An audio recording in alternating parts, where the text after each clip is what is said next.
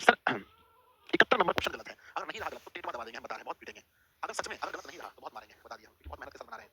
चलो रेखाखंड एबी के मध्यबिंदु 2 और 4 है, बिल्कुल सही है। ए के नियामक अगर बच्चों 5 7 दिए गए हैं, तो मेरे बच्चे 5 7 दिया गया, तो ये जो 2 आया होगा कैसे आया होगा? 5 और इसको जोड़ के आया होगा, तो 2 दूनी 4, तो मेरे बच्चे -1 बिल्कुल सही है। अच्छा ये बताओ 4 कैसे आया होगा? 4 आया होगा 7 और x2 को जोड़ने से। मेरे बच्चे 4 दूनी 8 बराबर 7 प्लस में x2, 8 में से 7 घट गया बराबर x2, यहाँ 1 बराबर x2 है ना? तो मेरे बच्चे देखो बिल्कुल सही है। अब बताओ टेटवा दबा दें, टेटवा दबा दें? हाँ? कहाँ गए? दबा दें टेटवा? चलो 65 ना 65 भी देख लेते हैं। नहीं पार्सल लिया। 65 में क्या रहा है? 65 में क्या रहा है? कब देखिए दूसरा निकालने बोलोगे तो वो भी निकाल लेंगे, है ना? m1 मेरे बच्चे m1 y2 पार्सल लीजिए बता। है प्लस में m2 y1, y1 का मान तकौची कहाँ है? 6 और 9 का मान 100% तकौची कहाँ? भांग खा करके समझ में नहीं आता, ये समझ में नहीं आता, ये सब जाए नहीं तो इनको मेरे बच्चे कुछ भी नहीं हो सकता है। कुछ बच्चे सीरियस होते हैं, और उठाई कुछ बच्चे भांग खा करके आते हैं। आइए सवाल पूछा किसी वृत्त के व्यास 8 बज गए 7 उसके केंद्र का नियामक क्या 7 बजे खेत है अभी जाके सब वहीं से सब जा देंगे। आ जाओ मेरे बच्चे ध्यान दो। किसी वृत्त के व्यास के सिरे दिए गए हैं, एक आपको 12 बजे पढ़ते हुए रात को 1 बजे पढ़ते हुए अगले दिन का इंतजार नहीं करना पड़ेगा कि आप अपनी क्लास में जाके अपने टीचर से पूछें आधी रात को कोई भी डाउट आ रहा है किसी भी सब्जेक्ट में 3,7 और दूसरा सिरा दिया गया बालक -7,3 क्या दिया है? -7,3 दिया गया है। तो वृत्त के केंद्र के निर्देशांक बताओ क्या होगा? इसके केंद्र के निर्देशांक बताओ, तो मध्यम पगला केंद्र निर्देशांक बताओ, तो जोड़ेंगे बच्चों 3 को और -7 को। बच्चों केंद्र जो होता है ना, वृत्त का जो केंद्र होता है वो मेरे बच्चे व्यास का आधा होता है, व्यास का मध्य बिंदु होता है। तो आप कह सकते हैं 3 और -7 को जोड़ेंगे तो -4 का आधा, 7 को और 3 को जोड़ेंगे तो 10 का आधा। मेरे बच्चे इसको घटाएंगे तो ये -2 और ये हमारा 5 होगा। तो -2 और 5 लिखेंगे, -2 5 लिखेंगे। Option number C, option number C, option number C, option number C. अगला क्वेश्चन देखते हैं। अगला सवाल है मेरे बच्चे, यदि 3 बिंदु एक रेखीय हो तो उन और उनसे बने त्रिभुज का क्षेत्रफल क्या होगा? अगर 3 बिंदु बच्चों एक ही रेखा में है तो इससे पहले त्रिभुज बनेगा कैसे? और बनेगा तो इसका क्षेत्रफल क्या होगा? इसका क्षेत्रफल 0 होगा। अगला क्वेश्चन देखते हैं विद्यार्थी जी कि यदि किसी त्रिभुज के शीर्ष के नियामक दिए हैं तो उसका क्षेत्रफल बताइए। हाँ, चलो बच्चों क्षेत्रफल निकालते हैं। ऐसा आपको पता होगा इसका क्षेत्रफल क्या होगा? 0 4 और मेरे बच्चे 0 0 और 3 0। इसका क्षेत्रफल क्या होगा? मेरे बच्चे इसका क्षेत्रफल अगर आप निकालोगे तो फटाफट क्षेत्रफल निकल जाएगा बच्चों। ऐसे में ट्रिक भी बताया एक बार, रेडियोसिटी ट्रिक भी मैंने बताया। ऐसे निकालोगे इसका 6 निकलेगा क्षेत्रफल। निकाल के देखिए ना 6 निकलेगा। इसका क्षेत्रफल क्या निकलेगा? 6 बच्चों। अगला क्वेश्चन देखते हैं। ये x2 है, ये y2 है, ये x3 है, ये y3 है। त्रिभुज का क्षेत्रफल 1/2 x1। मेरे बच्चे y2 y3, अरे बच्चों x2 y3 y1 31 और x3 में 12।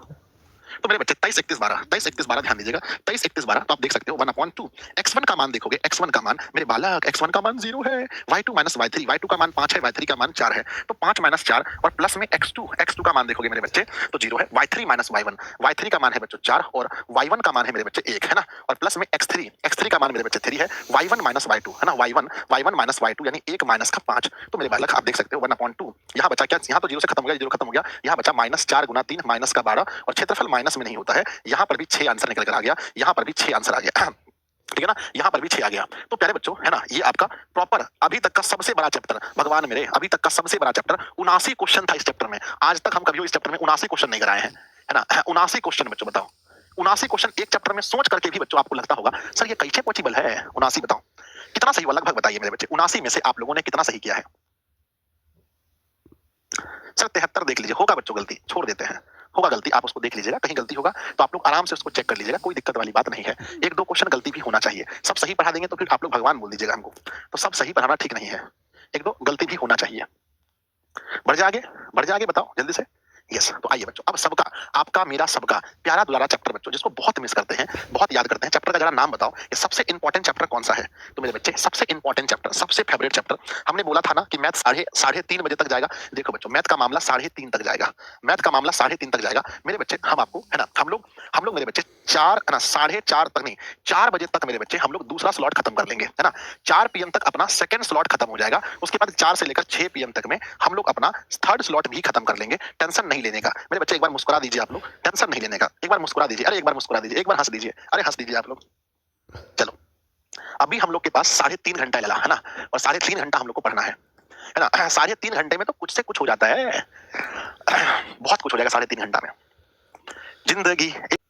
चलो तो मेरे बच्चे आ जाओ, शुरू करते हैं। चलो तो हम लोग ट्रिगो में बहुत मजेदार क्वेश्चन करेंगे, बहुत मजा आएगा। और मुझे लगता है कि ट्रिगो में अच्छा खासा सवाल मैंने लिया होगा। कितना सवाल लिया देखिए जरा।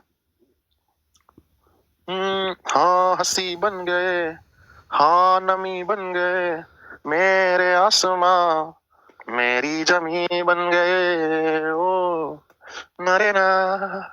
आ जाओ मेरे बच्चे, फर्स्ट क्वेश्चन कह रहा है कि अगर मेरे बच्चे सेक थीटा बराबर 13/12 है तो कॉट थीटा किसके बराबर होगा?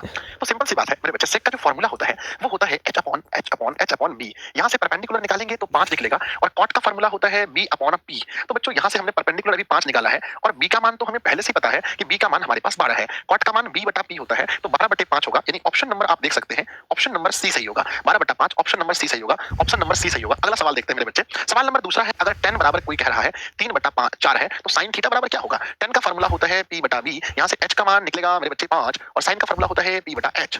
तो यहाँ से p का मान देखोगे 3 है और h का मान मेरे बच्चे 5 है, तो 3/5 होगा, 3/5, ठीक है ना? Option number D, option number D. अगला क्वेश्चन देखते हैं। नेक्स्ट क्वेश्चन है, sin थीटा बराबर √3/2 तो cosec थीटा और प्लस में cot थीटा क्या होगा? इसको किस अप्रोच से आप बनाओगे बताओ? बहुत सारे बच्चे इसको त्रिभुज के अप्रोच से बनाते हैं, मैं तो इनको डिग्री मान के अप्रोच से बनाता हूं। तो ये बताओ कि sin थीटा बराबर √3/2 है तो sin कितने डिग्री का मान √3/2 है? तो आप कहोगे 60 डिग्री का मान। इस डिग्री के मान से यहां बनाओगे तो अब ये हो गया cosec 60 डिग्री और ये प्लस में हो गया COT cot 60 डिग्री। मेरे बालक cosec 60 डिग्री का मान होता है 2/√3 और प्लस में cot 60 का मान होता है 1/√3। एलसीएम हो जाएगा हमारा √3, एलसीएम हो जाएगा √3, तो 2 प्लस का 1 बराबर 3/√3। मेरे बच्चे अगर √3 से 3 को घटाओगे तो √3 बार में कटेगा, यानी हमारा जो अप्रोच लागू हो रहा है वो √3 लेकर जाएगा। कितना लेकर जाएगा? √3 बच्चों, है ना? तो हमारा जो सही उत्तर होने वाला है वो क्या होने वाला है? √3 होने वाला है। क्या होने वाला जल्दी बताओ? √3। तो जो अप्रोच हमने लगाया उस अप्रोच से हमारा जो सही उत्तर निकल कर आया है वो √3 निकल कर आया है। समझ गए? हाँ हाँ, चलो रात भर पढ़े संजय सर के साथ कोई बोलते रहे? नहीं सर जी, कोई नहीं बोलता है। हाँ? अगला क्वेश्चन, सवाल मेरे बच्चे लिखा गया है, थीटा है ना, cos थीटा अगर हम x अज्यूम कर लें तो बताओ मेरे बच्चों tan थीटा बराबर क्या होगा? लो भैया कर लो बात। तो सबसे पहली बात आपको समझना पड़ेगा कि अगर आपने cos थीटा को अज्यूम x कर लिया है, सॉरी x किया है, तो दिस इज a b और ये c। तो सबसे पहले आपको समझना चाहिए मेरे बच्चे कि cos थीटा का फॉर्मूला होता है मेरे बच्चे, इसके नीचे कुछ नहीं तो 1 है ना। cos का फॉर्मूला होता है b अपॉन h। तो आपने जाने अनजाने में आपने कह दिया कि b का मान है x, b का मान है मेरे बच्चे x और h का मान है 1। तो जब आप बच्चों ab निकालोगे, तो आपको पता होना चाहिए ab जब निकालोगे ना, जब भी हम निकालेंगे तो कर्ण का स्क्वायर माइनस आधार का, तो 1 का स्क्वायर और x का स्क्वायर, यानी 1 का स्क्वायर 1 x का स्क्वायर, यानी कि बच्चों ये आपने p का मान निकाल दिया 1 माइनस x स्क्वायर। अब पूछो जरा tan से, tan का फॉर्मूला क्या होता है? बोलो।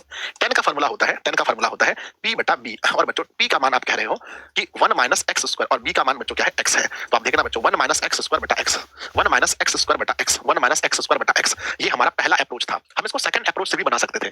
तुम बोलो कैसे? सेकंड अप्रोच ये था कि मेरे बच्चे tan थीटा बराबर फॉर्मूला होता है sin थीटा बटे cos थीटा। बोलो हाँ या ना? cos theta. आप ये जानते हैं कि अगर बच्चों sin थीटा को cos के पद में लिखना हो, sin थीटा को अगर cos के पद में लिखना हो, इसका फॉर्मूला होता है 1 minus cos square theta root के अंदर में। क्या किसी को याद है मेरे बच्चे? बताओ। अब बताओ cos का मान क्या है? अब cos का मान x है बच्चों, x है, तो जहां cos है वहां रखेंगे x, या रूट के अंदर में 1 माइनस cos स्क्वायर यानी x का स्क्वायर। देखो ये था सेकंड अप्रोच, तो बच्चों बताओ कौन सा आपको अच्छा लगा? चाय लाके दिया मुझे भैया आपके, ताजा हो बे ऐसी चाय जो है ना मेरे बच्चे, ऐसी चाय जो पूरा लाइव क्लास में बच्चों को मन गदगद कर दे, है ना?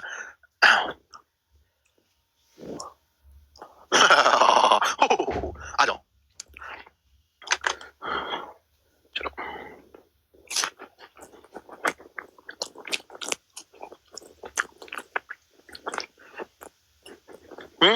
अगले सारे मजबूरी है हमारे। मत देखो